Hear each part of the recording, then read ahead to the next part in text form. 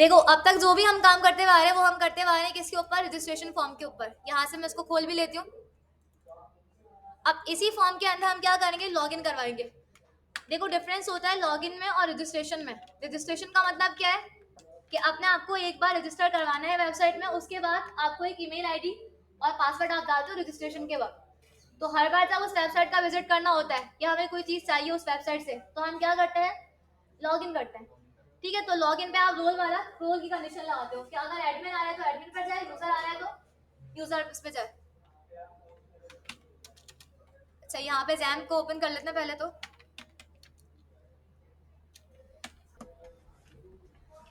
अच्छा, यहाँ से इसको खोल लेते हैं, स्टार्ट करते हैं।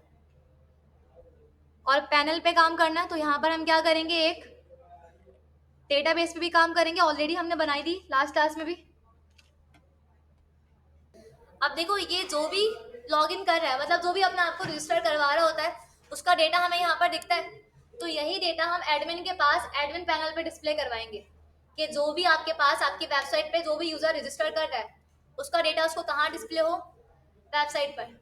ठीक है, और उसको कुछ भी ऐड करना हो तो क्या कर सकता है, यहाँ से कर सकता है अपडेट या डिलीट भी। पहले तो हम क्या करेंगे, इस रजिस्ट्रेशन फॉर्म के अंदर रजिस्ट्रेशन के बाद यूजर क्या करता है, लॉगिन करता है। तो एक हमें लॉगिन फॉर्म बनाना पड़ेगा।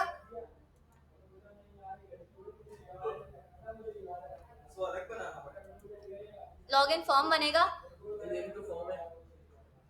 रजिस्टर जब करते हो तो अलग फॉर्म से करते हो। साइन अप साइन इन के दो फॉर्म्स होते हैं। रजिस्ट्रेशन में पूरी डिटेल होती है, यहाँ पे आप और भी डिटेल ऐड कर सकते हो, एज, उसका एड्रेस वगैरह, फोन नंबर। और लॉगिन में सिर्फ दो चीजें होती हैं, या तो यूजर नेम और ईमेल या फिर पासवर्ड, दो ही चीजें होती हैं। ठीक है। अच्छा, यहाँ पर मेरे पास वो डेटाबेस बनी हुई ऑलरेडी, उसके अंदर रजिस्टर नाम का एक टेबल बना हुआ है। आपको इसके अंदर भी दो कॉलम्स ऐड करने पड़ेंगे। पहले तो हम एक काम करते हैं, एक लॉगिन फॉर्म बनाते हैं। देखो अभी हम क्या कर रहे हैं, अभी हम इस तरह का लॉगिन फॉर्म या रजिस्ट्रेशन पे काम कर रहे हैं। लेकिन आप जब भी किसी वेबसाइट पर जाते हैं तो उस वेबसाइट के जो लॉगिन या रजिस्ट्रेशन फॉर्म होता है वो उसकी थीम के अकॉर्डिंग होता है। जब भी आप किसी भी रजिस्ट्रेशन फॉर्म के ऊपर काम करते हैं तो उसके थीम के अकॉर्डिंग होता है ना। तो अभी तो हम इस पर काम कर रहे हैं, लेकिन जब मैं इसको वेबसाइट में इम्प्लीमेंट करवाऊंगी तो हम इसको चेंज करके जो थीम होगा उसके अकॉर्डिंग बनाएंगे। सही है, आपको यही करना पड़ेगा। आप जिस भी टेम्पलेट या वेबसाइट पर काम करोगे फॉर्म आपका उसी के हिसाब से होना चाहिए। और एक और चीज जो आपकी नोट होती है फॉर्म के अंदर, वो होती है इसकी वैलिडेशन। तो यहाँ पे आप रिजिक्स यूज कर सकते हो जेक्यूरी के साथ। और वो वैलिडेशन जो हम लगा रहे हैं वो तो आप पीएचपी से ये इस पर लगा रहे हो, ईमेल पर। मैं इनपुट फील्ड्स की वैलिडेशन की बात कर रही हूँ। ठीक है। अच्छा, यहाँ पर पहले एक लॉगिन फॉर्म चाहिए हमें, तो रजिस्टर वाला ही कॉपी कर लेते हैं। यहाँ पर बनाते हैं लॉगिन डॉट पीएचपी।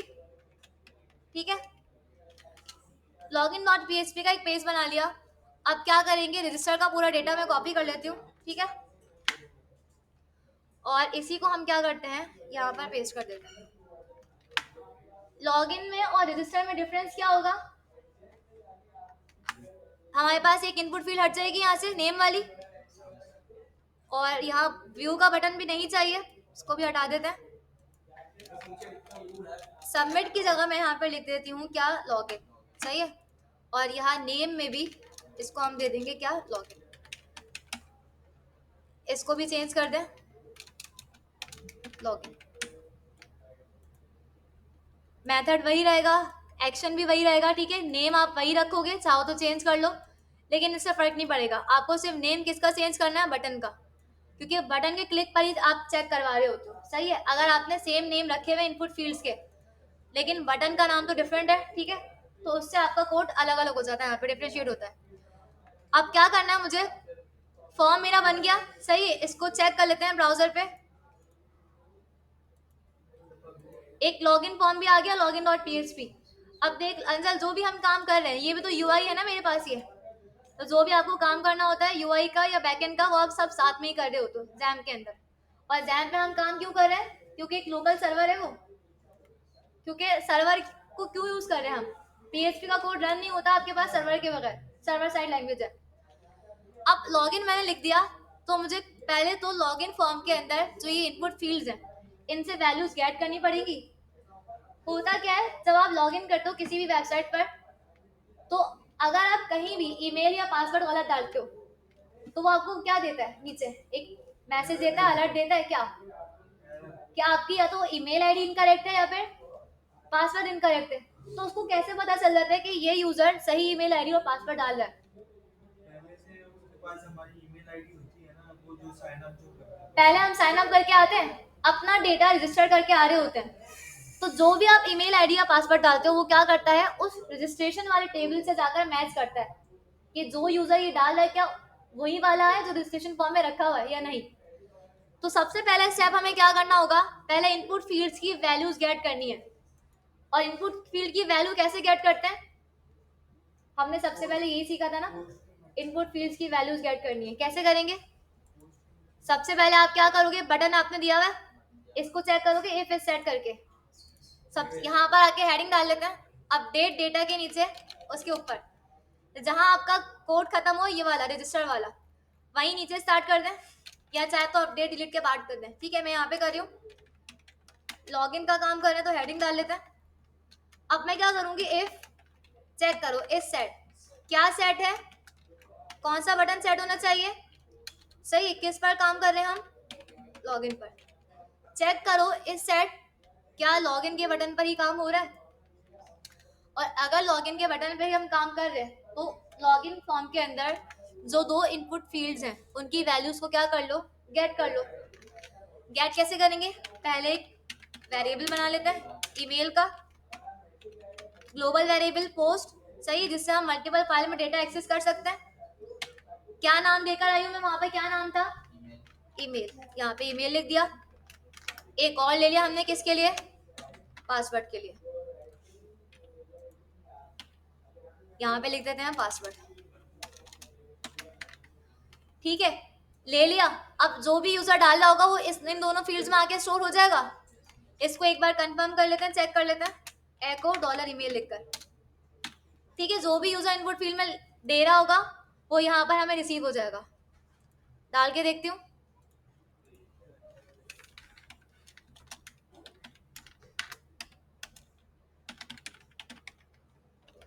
ठीक है, अभी मैंने सिर्फ ईमेल को प्रिंट करवाया है तो प्रिंट हो रही है, ईमेल नजर आ रही है, सही है। वैल्यूज हमने गेट कर ली। अब हमें क्या करना है, कंडीशन लगानी है, मतलब डेटा को हमें क्या करवाना है, मैच करवाना है। हमने रजिस्ट्रेशन के वक्त यूजर नेम नहीं लिया तो इसलिए हम ईमेल पे कंडीशन लगा रहे हैं। कहीं पर आपके पास यूजर नेम होता है और कहीं पर आपके पास ईमेल से वेरिफिकेशन लगी हुई होती है। तो अभी हम रजिस्टर किससे करवा के आ रहे हैं अपने आप को, ईमेल से। ठीक है, आप यहाँ पर एक अगर यूजर नेम का रखते तो ईमेल की जगह आप यूजर नेम से चेक करवा लेते। अब मुझे क्या करना है, डेटा रिसीव होने के बाद डेटा मैच करवाना है कि क्या वही यूजर आ रहा है जिसका डेटा ऑलरेडी रखा हुआ है, यही करवाना है। तो करवाने के लिए हमें क्या चाहिए होगा, पहले तो डेटा फैच करना होगा।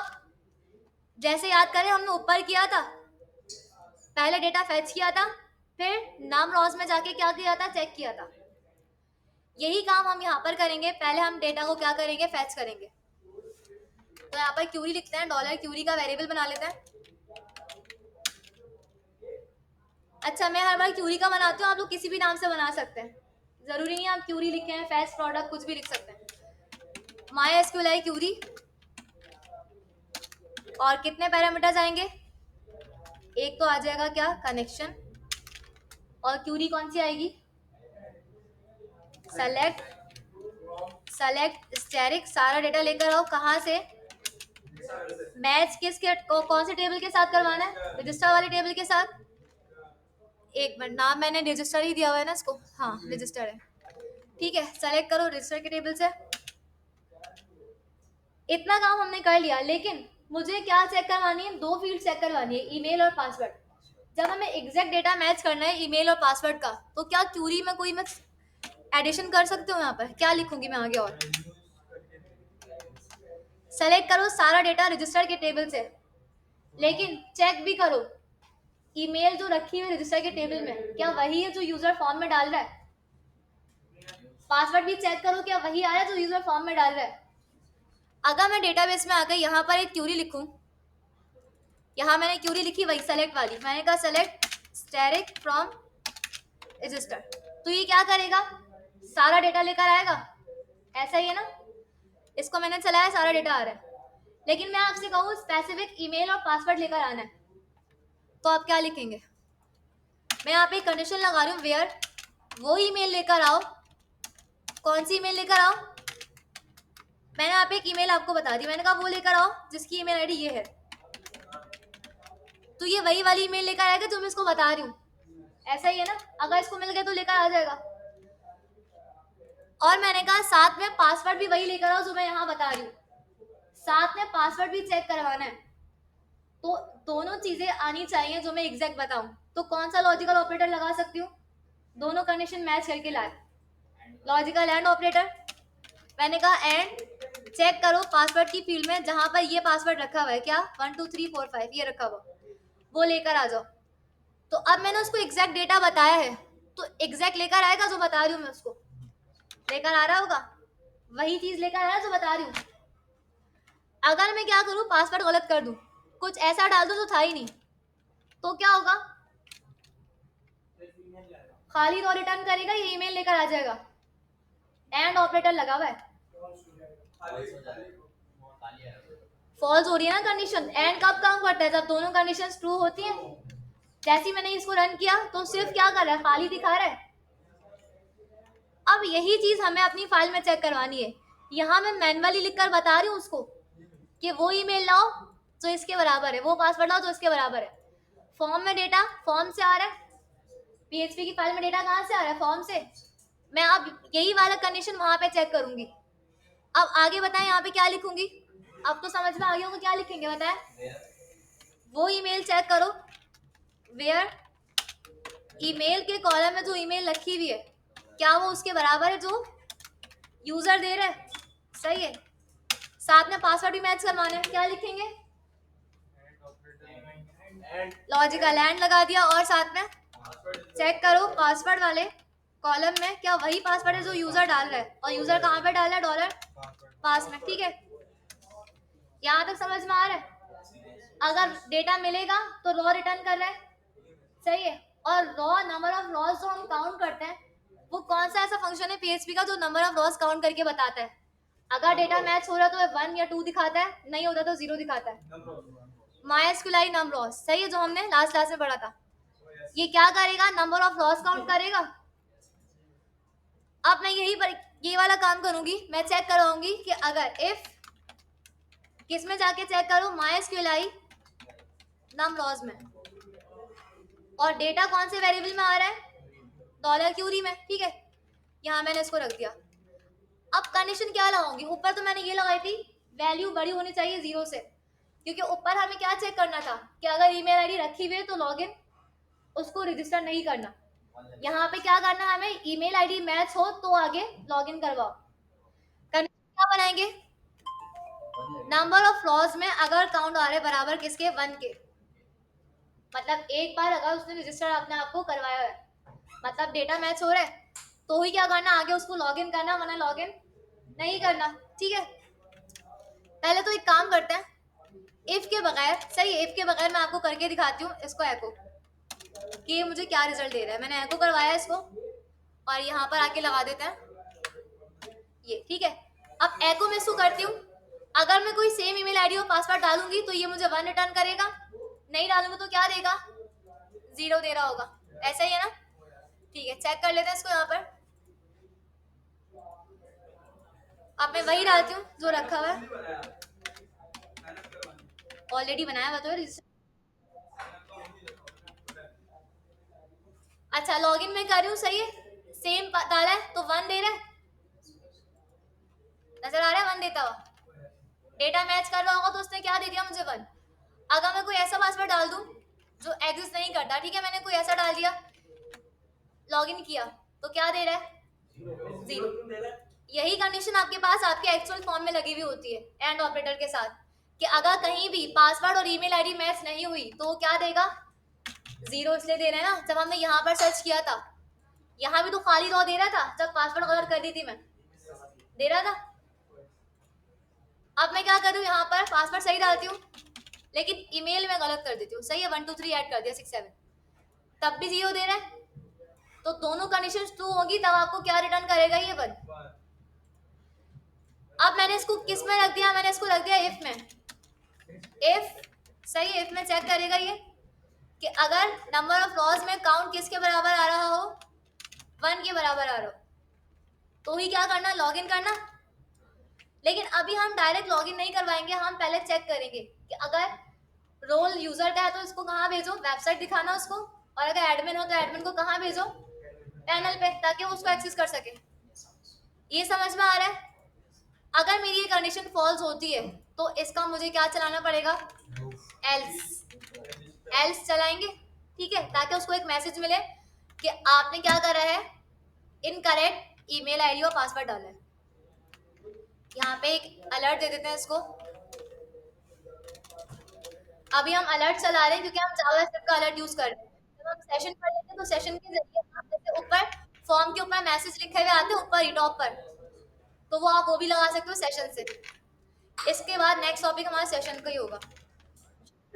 अच्छा, यहाँ पे मैं लिख देती हूँ ईमेल आईडी, और दोनों चीजें चेक कर रहा होता है ना एक साथ, या तो आपने पासवर्ड गलत डाला है या फिर ईमेल गलत डाली होगी। सही है, वो एग्जैक्ट नहीं बताता आपने क्या गलत डाला है। वैसे हम ये काम भी कर सकते हैं, अगर मुझे एग्जैक्ट उसको बताना हो कि ईमेल गलत है या पासवर्ड, तो ये काम कर सकते हैं हम। किससे करेंगे, आप एलजिप बनाकर कर सकते हैं। एलजिप बनाकर जो आपके पास कंपैरिजन ऑपरेटर के अंदर होता है, नॉट ऑपरेटर, उसके साथ कर सकते हो।